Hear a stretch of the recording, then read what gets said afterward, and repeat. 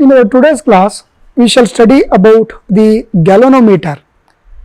We know that galvanometer is a current sensitive device because it can detect even the weakest current of the order microampere, means 10 to the power of minus 6 ampere. Even the small current can be detected by making use of the galvanometer. We come across two types of galvanometers. One is moving coil galvanometer and another one is moving magnet galvanometer. Moving coil galvanometer. Second one is moving magnet galvanometer. Now both are used to measure and detect the current, but the difference is in this moving coil galvanometer, coil moves whereas magnet will be at rest. That means magnet remains fixed whereas the coil of wire moves in case of moving coil galvanometer. Whereas in case of moving magnet galvanometer,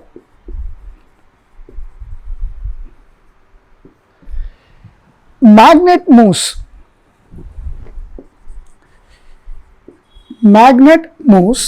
whereas the coil will be at rest. That means in the first case the coil will be set into motion whereas the magnet remains stationary, means it will be at rest.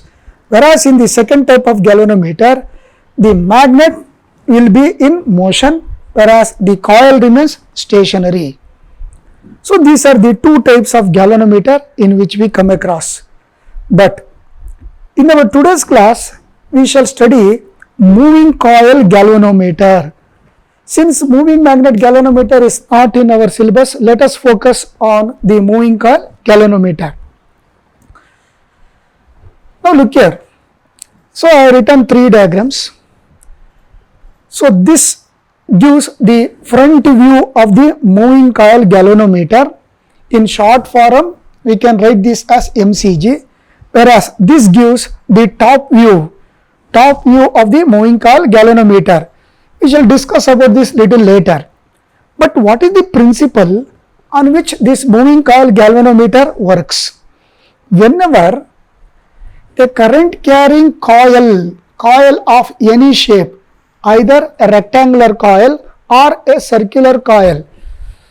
So when we keep a current carrying coil of any shape in an external magnetic field, uniform magnetic field, then what happens means the coil begins to rotate. Suppose if I imagine this as a coil, I keep the coil in the uniform magnetic field. Let us pass the current through this coil. So the coil consists of several number of turns. Okay. So there will be interaction here between the two magnetic fields. One field produced because of flow of current through the coil and another magnetic field is external magnetic field. So due to interaction of the magnetic field produced due to the current and the external magnetic field, a force acts on this coil. As a result of this, the coil begins to rotate in one of the direction. That means torque acts on the coil and the torque makes the coil to deflect or it makes the coil to rotate. So that is the principle on which a moving coil galvanometer works. So principle: when a current carrying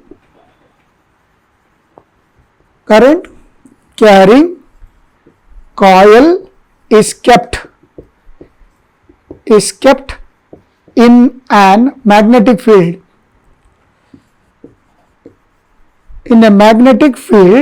then it experiences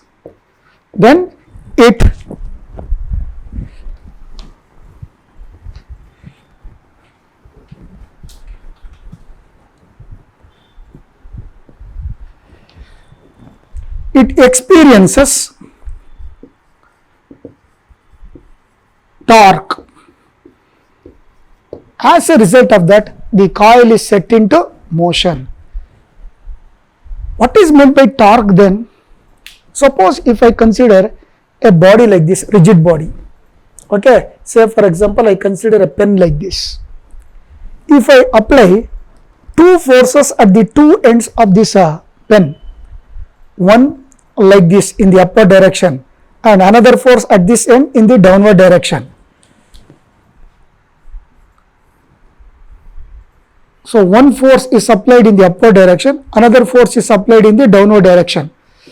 Let the magnitude of the force acting at the two ends of this body or at the two ends of this pen be equal, but the directions are opposite. We call these two as unlike parallel forces. Why it is called as unlike? Directions are opposite and the forces are parallel. If one force is acting like this, another force acts like this. So both the forces are parallel. So if we apply two equal unlike parallel forces, then what happens means this body now begins to rotate. That means this pen rotates like this. It may rotate either like this or it may rotate like this. That means it can rotate in anti-clockwise direction or in clockwise direction. But according to the figure, since the forces are applied in this direction, so this body or the pen rotates in anti-clockwise direction. If I change the direction of the force, then it rotates in clockwise direction. That rotating effect itself is known as torque. But the magnitude of the force should be same. If this is a 5 Newton, this should be also a 5 Newton. So two equal unlike parallel forces acting at the two ends of a body produces a rotating effect in that body, and rotating effect is known as torque. So that is what which acts on this coil. Suppose on this coil at this end, if one force acts like this in the outward direction, whereas at this end, that means at this side, if another force acts like this, so at this side the force acts outwards, whereas at this side the force acts inwards. As a result of that, the coil begin to rotate like this. This is nothing but torque. So this is the principle on which a moving coil galvanometer works. You can notice here, this is the front view and this is nothing but the top view. Actually, moving coil galvanometer consists of two curved pole pieces, strong magnetic pole pieces, north and south. So there will be two curved pole pieces like this. So concave shaped pole pieces of permanent magnet or electromagnet. In between the two curved pole pieces, a coil is suspended. If I imagine this as a rectangular coil, now look here, imagine my hands as the curved magnetic pole pieces. In between the pole pieces, the coil is suspended by making use of a thin wire made up of phosphor bronze, which is an alloy wire. But here I have written the edge of the magnetic pole pieces as flat. What may be the reason for this? Suppose if I consider the curved magnetic pole pieces like this from the top, that means if I view these two pole pieces from the top, it appears to be curved like this. Look here, curved. Whereas from that side, if you view the moving coil galvanometer, the edge of the magnetic pole pieces appears to be flat. So that is what we have written here. So from the front view, the edge of the magnetic pole pieces appears to be flat. Whereas from the top, if I view from the top, it appears to be curved. So we have written both the figures. This is top view and this is front view. So this is nothing but the phosphor bronze wire. Phosphor bronze wire. So one end of the wire is connected to the coil. That means the coil is suspended by means of this wire. The free end of the wire is connected to a torsion head. It is nothing but a movable screw. It will be a screw which can move like this, and it is used to adjust the position of the coil. That means for zero setting. For zero setting, we make use of this torsion head movable screw. At the bottom of the coil, this is the coil. At the bottom of the coil, a weak spiral air spring, one end of the weak spiral air spring is connected, whereas the free end of the spring is connected to a terminal. Terminal means it is connected to a binding screw which acts as electrical terminal for passing the current. At the center of the coil, a soft iron cylinder is mounted. Soft iron cylinder. It is mounted in such a way that the coil is not going to make any contact with this iron cylinder. In such a way it is mounted, so that the coil is free to rotate between the two pole pieces. So this coil now, it can rotate between the two pole pieces without touching the magnetic pole pieces and without touching this soft iron cylinder. In such a way it should be arranged in the open space of the coil. How this coil is wound? This coil is wound by making use of thin insulated copper wire over a non-magnetic rectangular frame. I already told you, imagine this cardboard itself as a rectangular coil. So some tons of wire are wound, you just imagine like that. So non-magnetic rectangular frame, say for example aluminum frame will be there. Over that aluminum frame, if you wind the copper wire of several number of tons, then it becomes a rectangular coil. One such rectangular coil is suspended here from the torsion head using this phosphor bronze wire, whereas at the bottom a weak spiral air spring. Spiral air spring means, you might have seen this, these type of springs are commonly used in watches, not the quartz watches. Usually mechanical watches, in mechanical watches these type of spiral air springs are used. So one end of the spring is connected to lower end of the coil and the free end of the spring is connected to the terminal T. Now when you view from the top, this is the coil. This is one curved magnetic pole piece. This is another curved magnetic pole piece. It is suspended by means of a wire like this. Okay. Now when I view from the top, I can see the rectangular edge of the coil, and also I can see the, look here, if you imagine this pen itself as an iron cylinder, from the top I turn and I show this like this. So imagine that you are seeing from that side. So you can see the top portion of the iron cylinder which is circular. You can notice this is the top portion, and this is the rectangular edge of the coil. These lines represent the coil consisting of several number of turns. So when I view from the top, I can notice the circular shape of the soft iron cylinder and the rectangular edge of this rectangular coil. So that is what we have written in this second figure. We know that the direction of the magnetic field will be always from north to south pole. What does this arrow represent? This arrow represents the magnetic line of force. So starting from north pole and moving towards south pole through the coil and also through the iron cylinder. We know that magnetic lines of force can pass through both conductor and insulator. Here iron cylinder is a conductor, whereby magnetic lines of force are still able to pass through it, but electric lines of force do not pass through iron cylinder, because electric lines of force pass only through insulator, not through conductor. So you must keep this in your mind. So difference between electric line of force and magnetic line of force, difference between the passage of electric line of force and magnetic line of force through conductors and insulators. Now usually the coil will be suspended.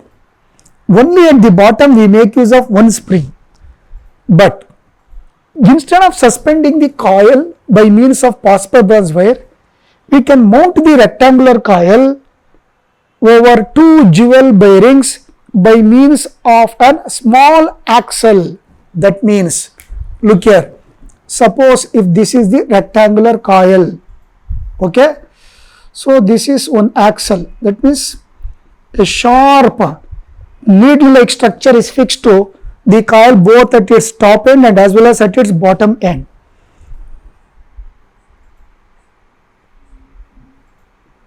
So these are nothing but two jewel bearings. Jewel bearings means they are nothing but support made up of jewelry stones. Okay, jewelry stones like agate. This is one of the jewelry stone. So it will be cut like this in the form of V shape. Then in this groove, the axle is going to fits into what? Into this groove.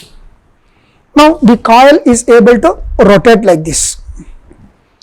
In such a case where the coil is mounted over two jewel bearings with the support of an axle, the motion of the coil is controlled by means of spring, spiral air spring, one at the top and one at the bottom.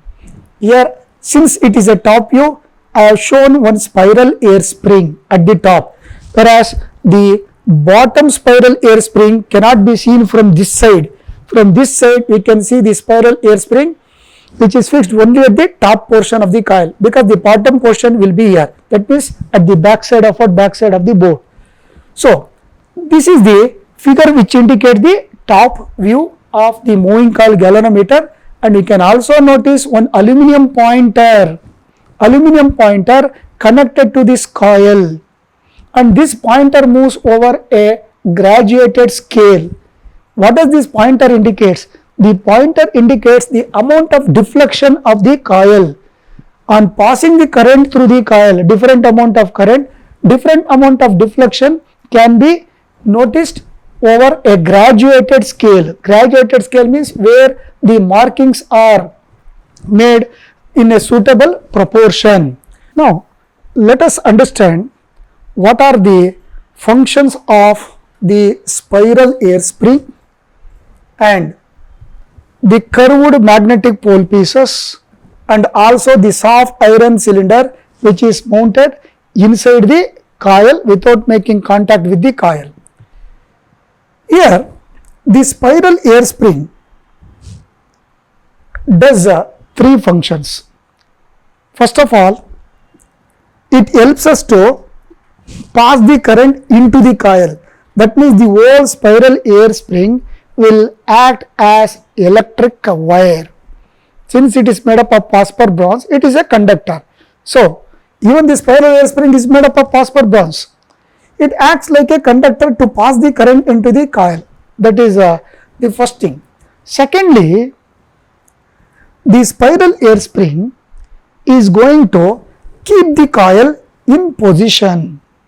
It tries to keep the coil always between the two magnetic pole pieces in position. Thirdly, the spiral air spring provides the restoring torque to the coil. It provides restoring torque. So these are the three functions it does. Allowing the current to pass into the coil, that means it acts like an electric wire. Then it keeps the coil in position between two pole pieces, and it provides the restoring torque to the rectangular coil. Then the phosphor bronze wire we are using. Why should we use phosphor bronze wire itself?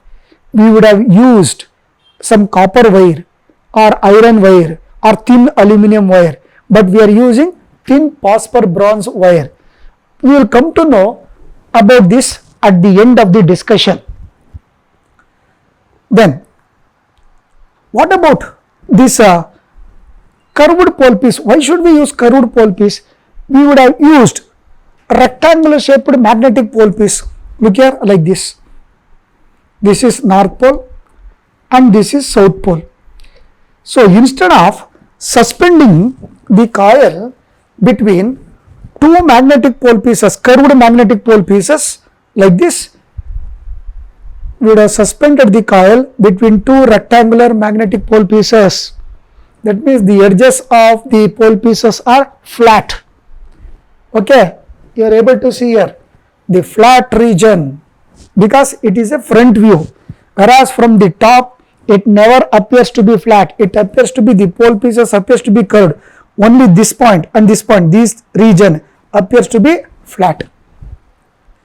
Suppose if you make use of rectangular magnetic pole pieces, then what happens? Let's consider the magnetic field. The direction of magnetic field is always from north pole to south pole. I consider this as an uniform magnetic field. Only when the coil is at this position, it is found that the magnetic field lines, these are the magnetic field lines, they are parallel to the plane of the coil. Only at this position. Suppose if the coil turns a little bit after passing the current through it, then what happens? Now the magnetic field lines are not parallel. Now magnetic field lines penetrates, and it means it passes through what? Through the coil. The plane of the coil and the magnetic field line make certain angle with each other, but we want the magnetic field lines to be parallel to the plane of the coil at all its position. Only at this position it is found to be parallel, whereas at this position, it is not parallel. The magnetic field line and the plane of the coil make certain angle with each other. Okay, whereas when the coil comes to this position, now what happens? The plane of the coil and the magnetic field lines are perpendicular to each other, but we need to have the field lines and the plane of the coil always parallel. If that happens, then what happens means the torque acting on the coil will be maximum. When the plane of the coil and the magnetic field lines are parallel, then maximum torque will act on the coil. So that is the purpose of using the curved pole pieces. In case of rectangular magnetic pole pieces, so maximum torque cannot act at all position when the coil begins to rotate. Let us check the same here. Look here, this is the coil. Okay, now since it is nothing but the top view, that means we are viewing from the top. I will show you the coil like this. This is the top portion of the coil. This is the top portion. So let us mark it for identification. Okay, now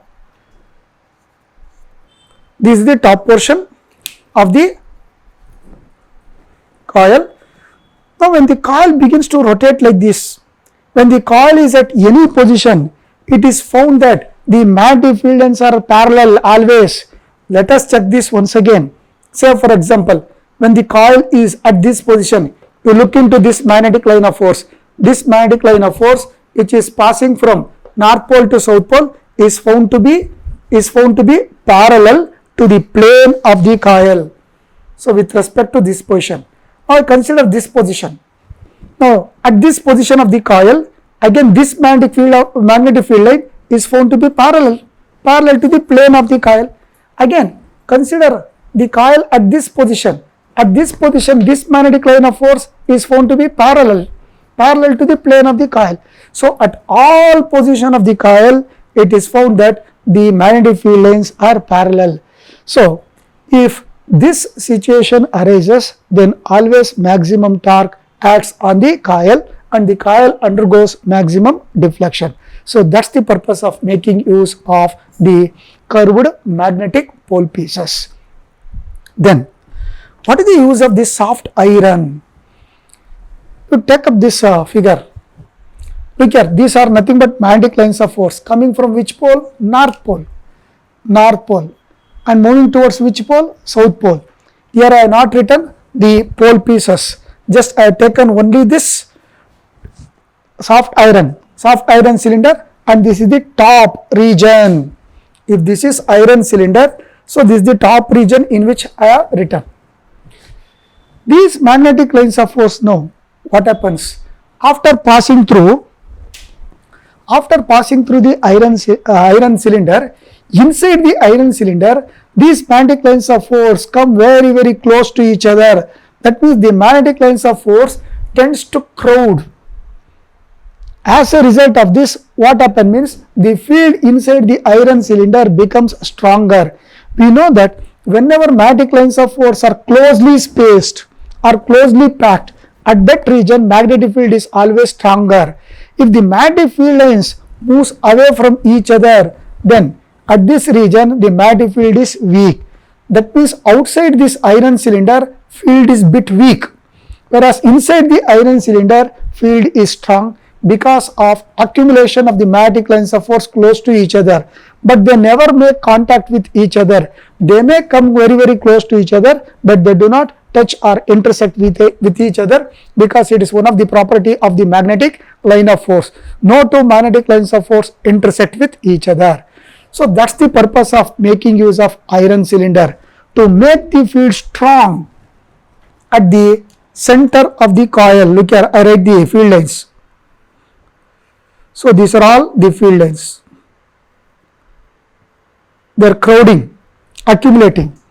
So to make the field stronger, always a soft iron cylinder is used. So these are all the different functions of the different parts of this moving coil galvanometer. So we understood the function of the curved magnetic pole pieces. If we use curved magnetic pole pieces, it always provides the radial magnetic field. See, this is not radial magnetic field. Though it is uniform magnetic field, not radial, because the lines of force are parallel to each other. Then what is meant a radial magnetic field? If the lines of force, look here, magnetic lines of force, if they tend to converge to a point like this, or if they tend to diverge from a point like this. So from this point, if they tend to diverge, or to a point if they tend to converge, then such a magnetic field is known as radial magnetic field.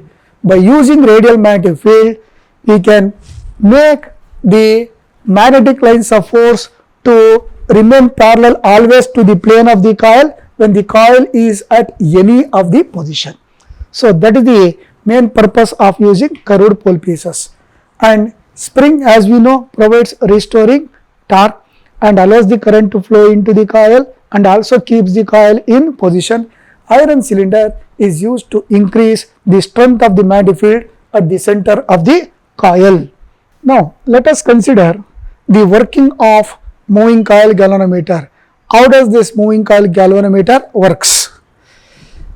Now before passing the current, let us consider this is the position of the coil before passing the current. When we pass the current, how do we pass the current? We pass the current by connecting this torsion head and the terminal T to the two terminals of the cell or a battery. That means, suppose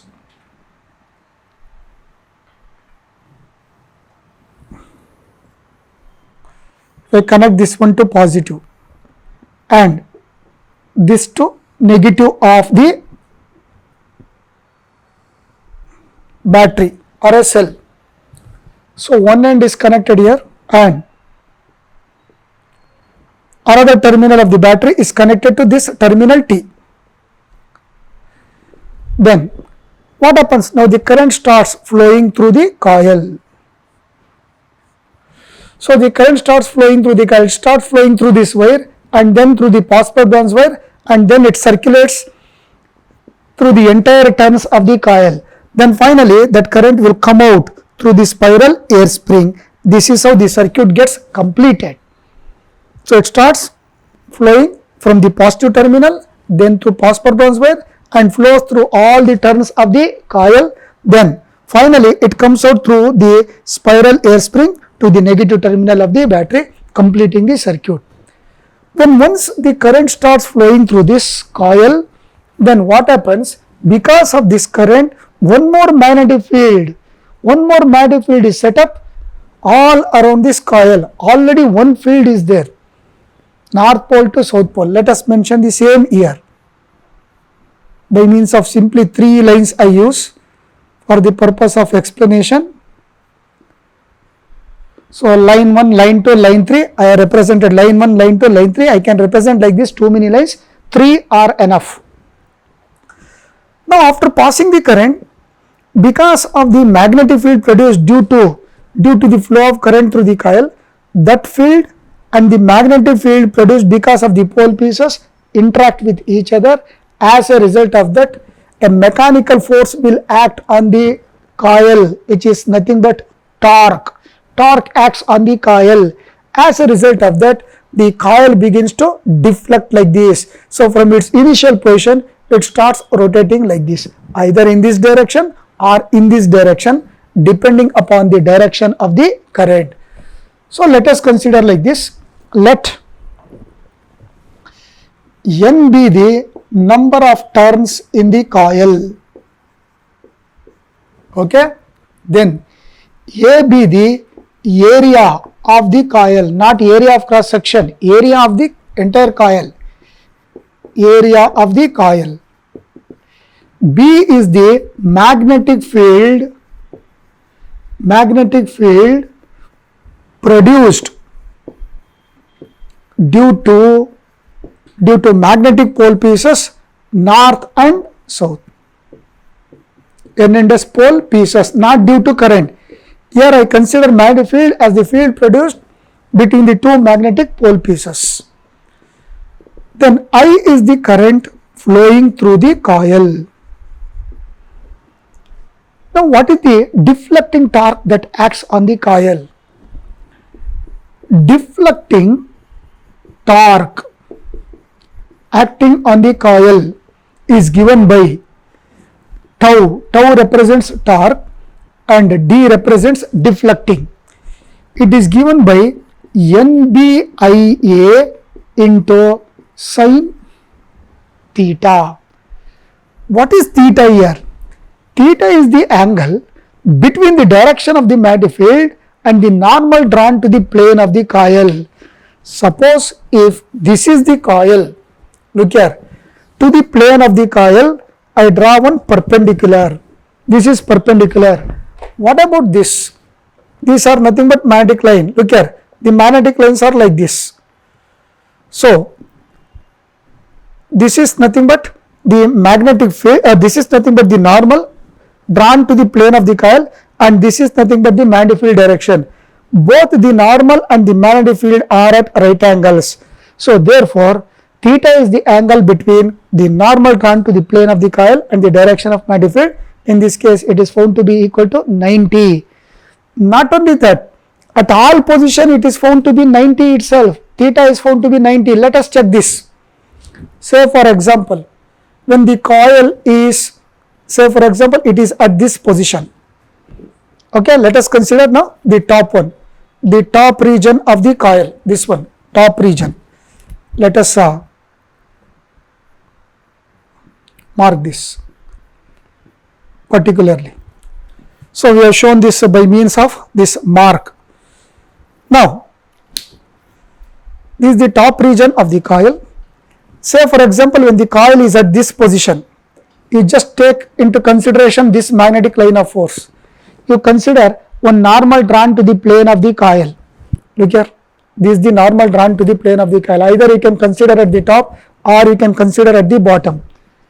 Normal means perpendicular drawn to the plane of the coil.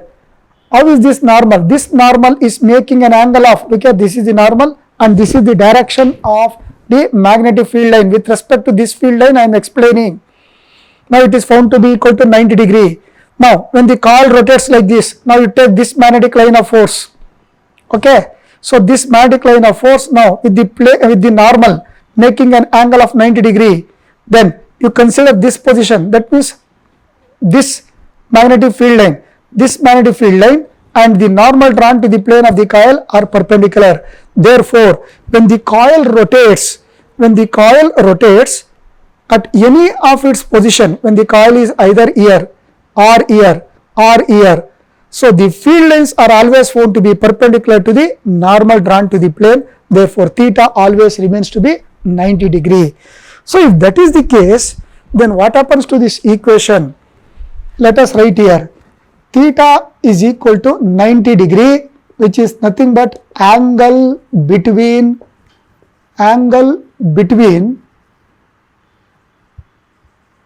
between the normal drawn to the plane, normal drawn to the plane of the coil,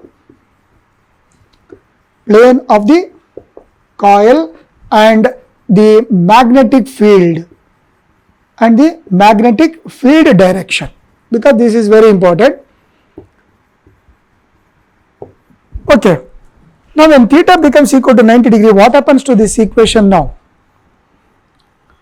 Deflecting torque is equal to N B high A sin 90 means 1. So now N is the total number of turns and B is the magnetic field, I is the current flowing through this coil, and A is the area of the coil. Area of the coil means, so length into breadth we take. So length into breadth, that gives the area of the coil. Now what happens when the coil begins to rotate? The wire, let us consider now. Now the coil begins to rotate. I can show the rotation of the coil either with respect to this front view or with respect to this top view. Let us consider now. When the coil begins to rotate like this, same thing here, it can be shown like this. Here I show the rotation like this, here I show the rotation like this in comparison. This is the initial position before passing the current. When we pass current, it deflects like this. Now the wire that is used to suspend the coil, it gets twisted. The wire also gets twisted. Suppose if you imagine my finger itself as a wire, when the coil begins to rotate like this, the wire also gets twisted.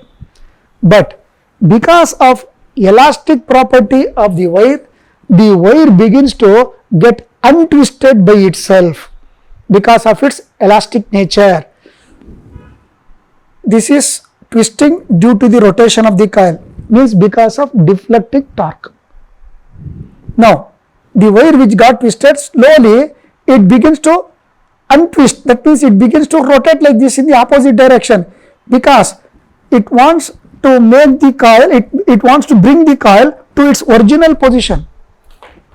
This is the original position, rotates like this, but the untwisting of the wire makes the coil to rotate back into its original position.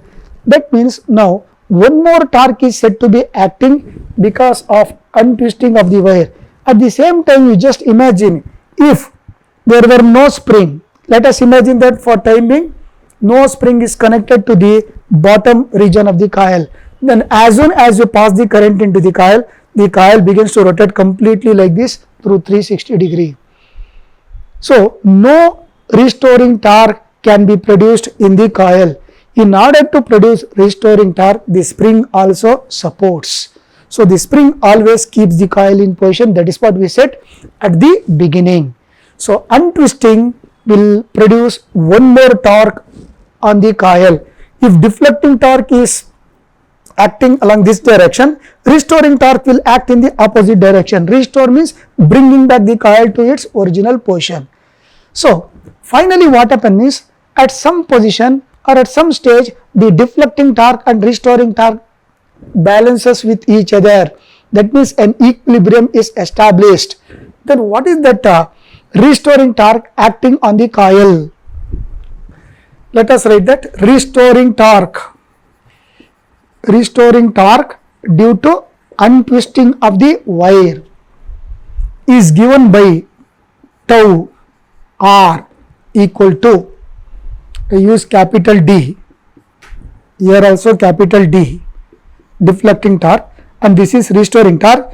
It is given by K into phi.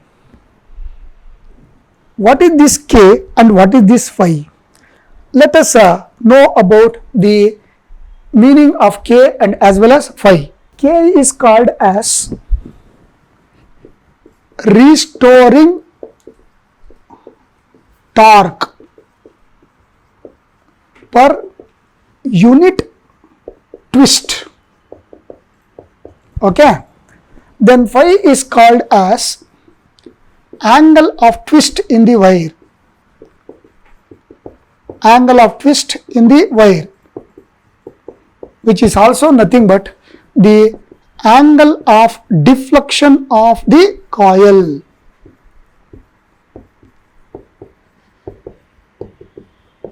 Okay, what does it mean? Now, when the coil begins to deflect like this due to deflecting torque, if the deflecting torque is acting towards this side, left side, restoring torque will oppose the motion of the coil because of untwisting of the wire and because of the spring. As a result of that, now the restoring torque will act in the opposite direction. That means the restoring torque will act towards right side. If deflecting torque is towards left side, then restoring torque will be towards right side. Same thing I can show here. Suppose if the deflecting torque acts like this, then restoring torque will act in the opposite direction. Now when the deflecting torque and the restoring torque balances with each other, then the coil undergoes deflection steadily. A steady deflection is noticed in the coil. So therefore, here K is known as restoring torque per unit twist. What does it mean? Unit twist means, suppose if the wire gets twisted by 1 degree, then for 1 degree twist, what is the restoring torque acting on the coil? Suppose if the coil rotates by 2 degree, then for 2 degree of rotation, then what is the restoring torque that acts? That is nothing but restoring torque per unit twist we consider. That means for every 1 degree of twist in the wire or rotation of the coil, what is the restoring torque acting on it? That's represented by K. Then the angle of twist produced in the wire, what angle the wire gets twisted totally, that is nothing but phi. So if the wire gets twisted by 10 degree, then the coil also gets twisted by 10 degree. That's the meaning of this. Okay. Now we have now deflecting torque and restoring torque at equilibrium. At equilibrium, it is found that deflecting torque is equal to restoring torque. Let us substitute. What is deflecting torque now? NBIA is equal to restoring torque is K into phi. What is I now? I is nothing but K divided by NBA into phi. Okay. Now K is constant. It is not going to change by passing the current. K changes only if we change the wire. Then by passing the current, number of turns in the coil is not going to change. It remains fixed. And even by passing the current, this magnetic field is not going to change, because this field is the field produced because of pole pieces, not because of the current. So therefore this field also remains constant and area of the coil also remains fixed. So all these are nothing but constant terms. Therefore I can write this as I equal to G into phi. What is this G called as? G is known as galvanometer constant. Let us write now the value substituted for G.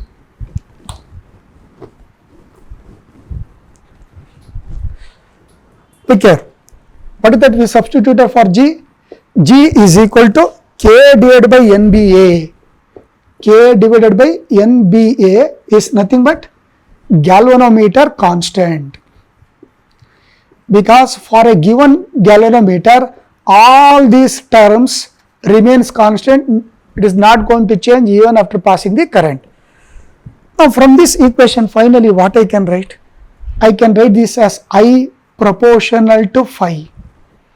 Since G is constant, I can write this as I proportional to phi. What does it mean? It means that amount of deflection produced in the coil, whatever amount of deflection the coil makes, like this, that amount of deflection depends on the current.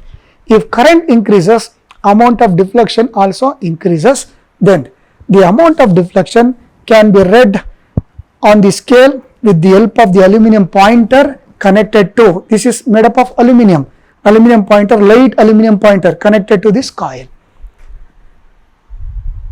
Now here, when do we say that a galvanometer is said to be more sensitive? A galvanometer is said to be more sensitive if it produces a very large deflection for small current. Suppose if I pass very small current and the deflection is very large like this, either in this direction or in this direction. Then only we say that galvanometer is very sensitive. But here for a galvanometer we have two types of sensitivities. One is known as current sensitivity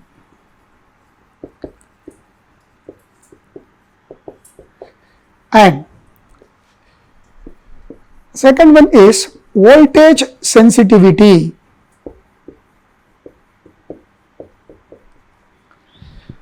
Okay, these are the two types of sensitivities in which we come across. So let us write, a galvanometer is said to be more sensitive, if it produces a large deflection for a small current, for small current. Okay. Now let us consider this equation now. From this equation I write the current sensitivity. Look here, IS, this is nothing but S stands for sensitivity and I stands for current. It is given by, look here, phi by I. That means I cross multiply I to this side and I cross multiply NAB to this side and K to the denominator of this side. So from this equation I can write phi by I as equal to N B A divided by K. So this is nothing but current sensitivity. Then how do you define current sensitivity? Current sensitivity is defined as deflection produced per unit current. That means unit current means if we pass just 1 unit of current, say for example 1 ampere of current, 1 unit means for 1 ampere of current how much the coil deflects. So through the coil with the help of the cell or a battery pass just 1 ampere of current. For that what amount of deflection takes place in the coil, that is known as current sensitivity. Current sensitivity is defined as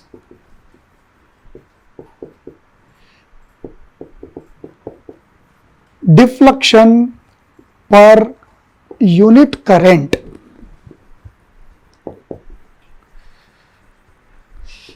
Okay. What about voltage sensitivity? Voltage sensitivity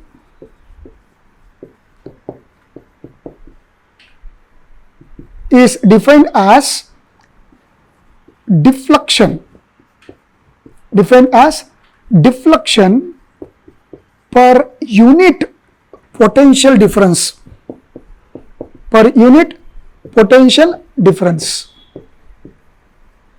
or per unit volt. Unit volt means 1 volt. Suppose between this end and this end, okay, so between the terminal T and as well as between the torsion head, between these two, if I maintain a potential difference of 1 volt between this terminal and this terminal, let the potential difference be equal to 1 volt. If you maintain 1 volt potential difference, then whatever amount of deflection the coil makes for that 1 volt potential difference, that is known as voltage sensitivity.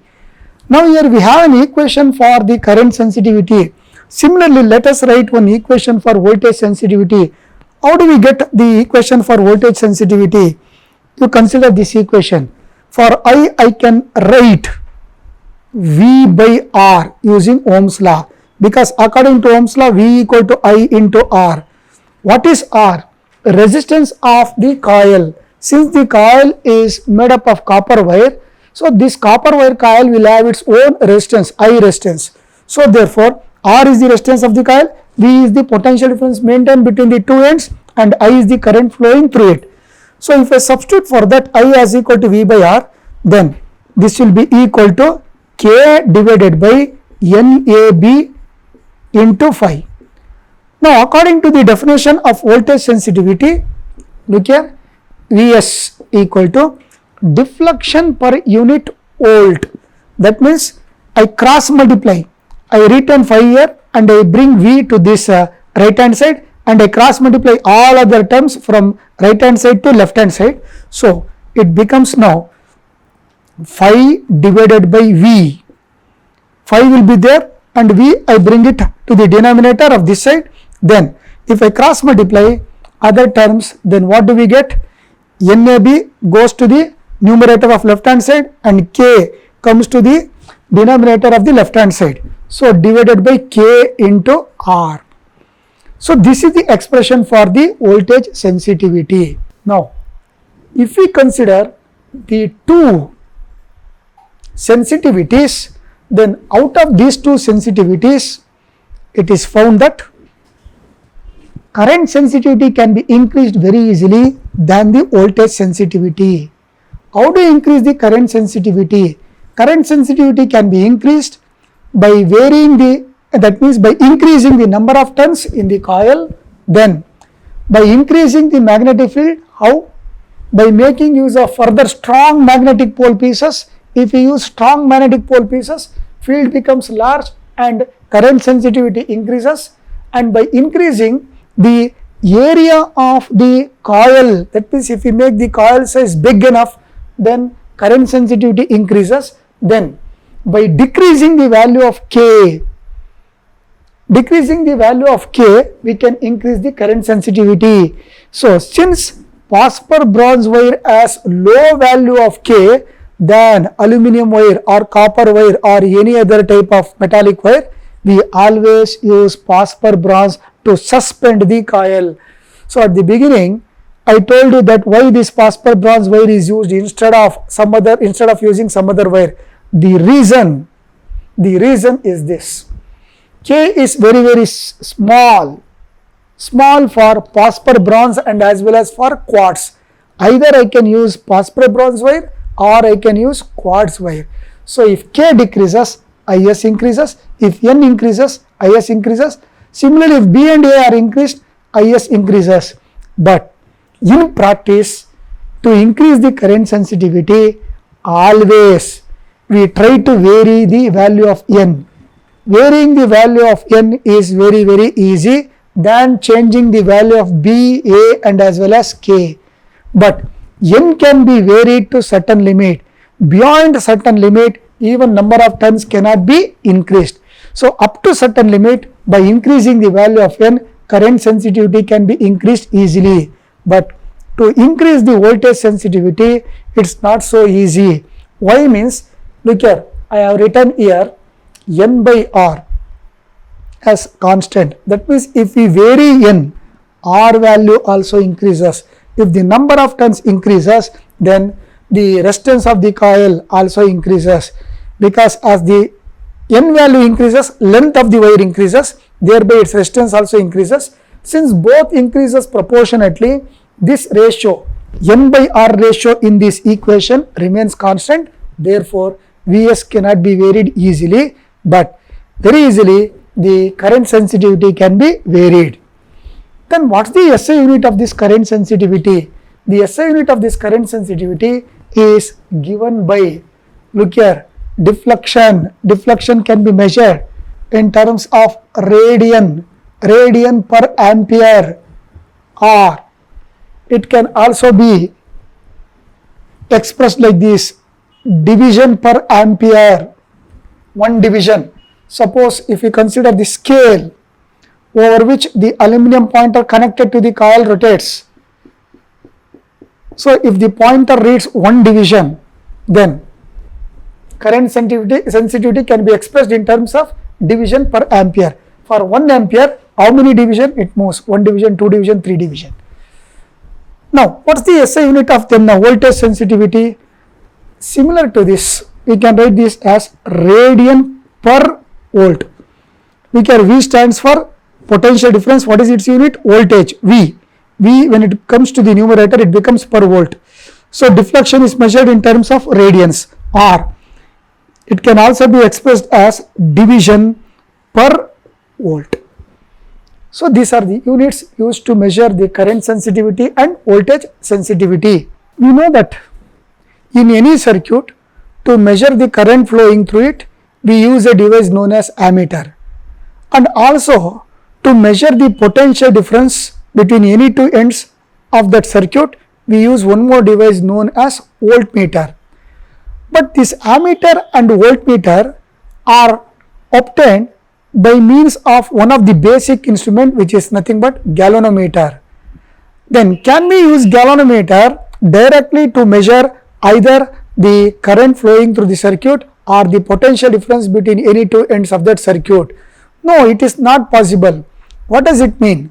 Suppose if I consider one circuit like this, I consider now there is a resistor of resistance, let us say 10 ohm, which is connected to a cell or a battery. Let us say now a current of about 2 amp is flowing through this resistor. Now I want to measure what's the amount of current flowing through this resistor. Practically I want to measure. For that I make use of a device known as ammeter. We also know that galvanometer is a device which is used to measure and detect the current. Then can we make use of this moving coil galvanometer directly to measure the current that is flowing through the circuit? No, it is not possible. Why means galvanometer is very sensitive. Even if you pass a current of just a microampere, the pointer in the galvanometer shows full scale deflection. That means the pointer of the galvanometer moves completely to the end of the scale, full scale, even for this amount of current. So it is not convenient to make use of galvanometer directly to measure the current flowing in the circuit. Then the second thing is the galvanometer has its own resistance, which is very high. Suppose if I connect the galvanometer here, okay, remember to measure the current measuring device in the circuit should be always connected in series. Series means I can connect the galvanometer between positive and negative terminal elsewhere at any one of the point, either here or here or here or here or here, elsewhere I can connect, but it should be connected in series. So if I connect galvanometer directly to measure the current flowing through the circuit, then definitely the galvanometer quickly shows full scale deflection. Then it may not be able to sustain this amount of current and it may get spoiled. That is one reason. Secondly, the galvanometer has its own resistance. Say for example, if this galvanometer has a resistance of let us say 100 ohm, then what happens to this circuit, which consists initially only 10 ohm. Now even this resistance also get added up. Now the overall resistance of the circuit increases. When overall resistance of the circuit increases, now the main current will change. Main current 2 amperes, 2 ampere is not going to remain constant.